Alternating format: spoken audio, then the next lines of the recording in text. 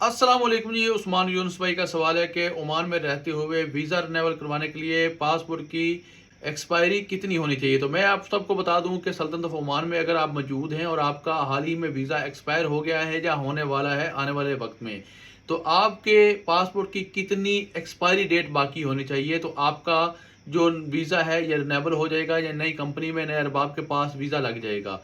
तो इसके लिए कम से कम आपके पासपोर्ट की जो मियाद है, जो मुद्दत है, जो एक्सपायरी डेट है, ये 6 मंथ बाकी होने चाहिए।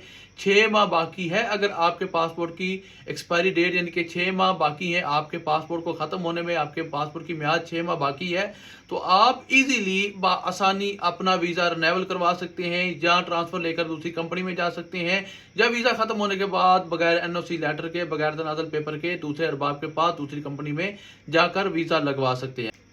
अगर आपका भी कोई सवाल है तो आप बिला झिझक कमेंट सेक्शन में हमसे सवाल पूछिए। इंशाल्लाह आने वाली वीडियो में आपके सवाल का जवाब दिया जाएगा।